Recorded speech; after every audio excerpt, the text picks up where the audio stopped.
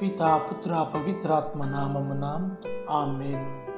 ప్రభువైన యేసుక్రీస్తు పేరిట మీ అందరికీ శుభములు. ముందుగా సువిశేష పఠనమును ఆలకించుదాము. మార్కు సువార్త 3వ అధ్యాయము వచనములు 7 నుంచి 12 వరకు. యేసు తన శిష్యులతో సరస్సు తీరమున చేరగా గలిలయ, యూదియా నుండి కూడా విస్తార జన సమూహము ఆయన వద్దకు వచ్చెను.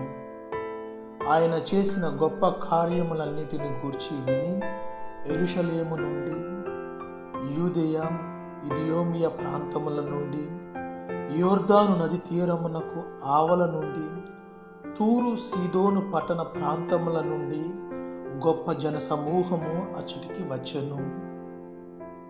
జన సమూహము తనపై విరగబడునేమోనని యేసు తనకు ఒక పడవను సిద్ధము చేయుడని శిష్యులను ఆజ్ఞాపించెను. ఏలైనా ఆయన రోగులను అనేకులను స్వస్థపరచుచుండెను. అందుచే ఆయనను తాకుటకు రోగులు అనేకులు త్రొక్కిసలాడుచు పై పడుచుండిరి. దెయ్యములు పట్టిన వారు ఆయనను చూడగానే ఆయన ముందు సాగిలపడి, నీవు దేవుని కుమారుడవు అని కేకలు వేసిరి. కానీ తనను ప్రకటింపవలదని ఆయన వారిని గట్టిగా ఆజ్ఞాపించెను. ఇది ప్రభువు సువిశేషము. ప్రియమైనటువంటి సహోదరి సహోదరులారా, నేటి సువిశేషంలో ఒక ఆశ్చర్యకరమైన సంఘటన జరిగింది. అదేమిటంటే, దెయ్యాలు యేసు ప్రభువుని నీవు నిజమైన దేవుని కుమారుడవు అని గట్టిగా కేకలు పెట్టి అరుస్తున్నాయి. వాటికి తెలుసు యేసయ్య నిజమైన దేవుని కుమారుడని, అందుకే అవి గట్టిగా అరుస్తున్నాయి. కానీ యేసయ్య వాటిని గద్దించాడు, అరవవద్దని. దీని నుంచి మనం 2 అంశాలను నేర్చుకోవాలి. మొదటి అంశం ఏమిటంటే, దేవుని ప్రణాళికను దెయ్యాలు చెడగొట్టాలని చూశాయి. అది ఎట్లాగంటే, దేవుని కుమారుడు మనల్ని రక్షించడానికి, శిలువ మరణం పొందడానికి ఈ లోకానికి వచ్చాడు. కేవలం శిలువ మరణం ద్వారానే మనలను రక్షించగలిగాడు యేసయ్య. ఒకవేళ శిలువ మరణం లేకపోతే మనకు రక్షణ లేదేమో, అది మనకు తెలియదు. కానీ యేసయ్య మటుకి శిలువ మరణం పొందడానికే ఈ లోకానికి తండ్రి దేవుడు పంపించాడు. అది దేవుని ప్రణాళిక. తాను ఈ లోకంలో జన్మించాలి, ఈ లోకంలో అతను అందరిలాగానే పెరగాలి, తరువాత శిలువ మరణం పొందాలి, శిలువ మరణం పొందిన తర్వాత పునరుత్థానుడై పరలోక రాజుగా అభిషేకించబడాలి, పరలోక రాజుగా మరణమును జయించిన దేవుని కుమారుడిగా చూపబడాలని. కానీ ఈ దెయ్యాలు దేవుని ప్రణాళికను చెడగొట్టాలని ముందుగానే, అంటే దేవుడు పరలోక రాజు, యేసు ప్రభు పరలోక రాజు. కానీ ఈ దెయ్యాలు ఏం చేయాలనుకున్నాయంటే, తనని ఈ భూలోక రాజుగా, అంటే ఈ అద్భుతాలు చేస్తున్నాడు కదా యేసయ్య, ఈ అద్భుతాలను, ఈ రోగులను స్వస్థపరుస్తున్నాడు, 5 రొట్టెలు 2 చేపలను చేస్తున్నాడు, ఈ అద్భుత కార్యాలన్నింటినీ చూపించి ఇతడు ఈ భూలోక రాజుగా తను అభిషేకించాలని దెయ్యాలు అనుకున్నాయి. కానీ యేసయ్య వాటి యొక్క ప్రణాళికను ముందుగానే పసిగట్టి వాటిని గట్టిగా గద్దించాడు.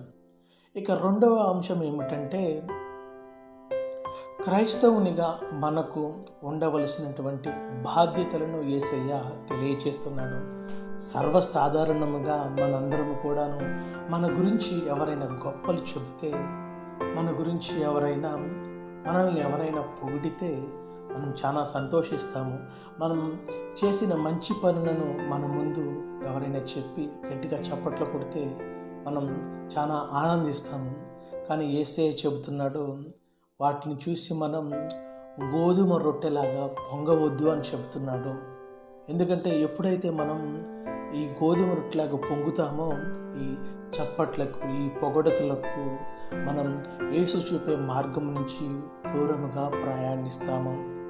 ఎందుకంటే యేసయ్య మార్గము సిలువ మార్గము, తగ్గింపు గల మార్గము. వాటి నుంచి మనం దూరమైతే మనం సిలువ మార్గములో మనం చివరి వరకు కూడాను యేసయ్యతో ప్రయాణించలేము. అందుకే ఈరోజు తెలియజేస్తున్నాడు, ఆ దెయ్యాలు నువ్వు దేవుని కుమారుడు అని చెప్పినప్పుడు తను వాటిని గద్దించకుండా ఉన్నట్లయితే ఏం జరిగేదో మనకు తెలియదు. కానీ ఒకవేళ గద్దించకపోయినట్లయితే అవి యేసు ప్రభుని భూలోక రాజుగా చేసి ఉండేయేమో. అందుకని మనల్కి దేవుడు ఈరోజు చెప్తున్నాడు మనందరికీ కూడాను, మీరు ఎవరైనా మిమ్మల్ని పొగిడితే వాటిని చూసి మీరు ఆనందించవద్దు, కానీ వాటిని మనం తీసుకొని మనం సర్వసాధారణంగా మన జీవితంలో ముందుకు పోవాలి. ఈ 2 అంశాలని దేవుడు నేటి సువిశేషం ద్వారా మనకు తెలియజేస్తున్నాడు. దేవుడు మీ అందరినీ కూడాను దీవించునుగాక.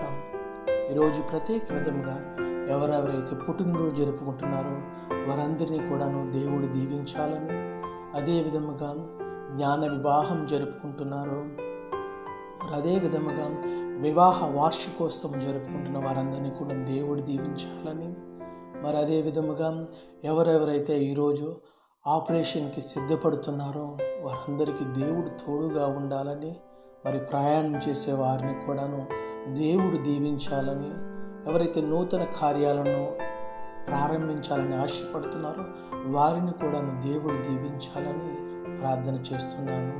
పిత, పుత్ర, పవిత్రాత్మ నామమున